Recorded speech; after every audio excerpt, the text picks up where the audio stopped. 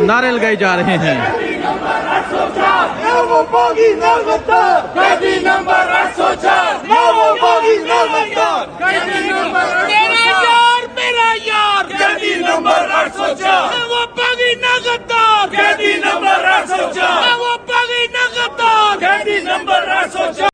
अली मोहम्मद खान साहब आ रहे हैं। सर बहुत बड़ा फैसला सर, 2 मिनट आज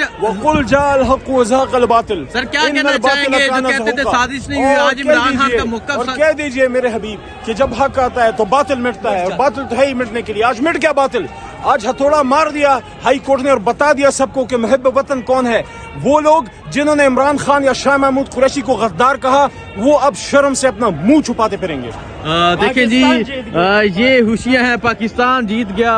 कैदी नंबर 804 के नारे लगाए जा रहे हैं। तहरीक इंसाफ के वकला बहुत खुश नजर आ रहे हैं। ये मंजर है इस टाइम यहाँ का, और अभी आप ये देख सकते हैं कैदी नंबर 804 के नारे लगाए जा रहे हैं।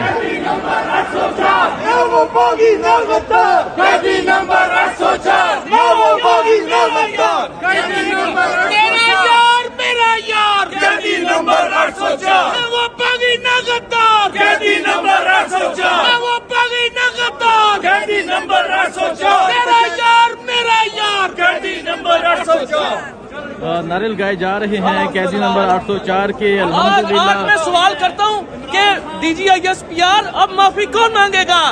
मुर्शद इमरान खान मुहिब वतन साबित हुए, पहले भी वो मुहिब वतन थे, अब भी वो साबित हुए, वो तो बिल्कुल बरी हो गए बाइज्जत तरीके से। अब मुझे ये बताएं, अब माफी कौन मांगेगा? देखें जी, था हकीकत थी। देखें जी, गले मिला जा रहा है। पाकिस्तान तहरीक इंसाफ के कारकुनान खुशी का इजहार कर रहे हैं। ये मनाजर है इस टाइम यहाँ की। देखो अल्हम्दुलिल्लाह, सबसे पहले तो आज पाकिस्तान के लिए और पाकिस्तान के 25 करोड़ अवाम के लिए बहुत खुशी का दिन है।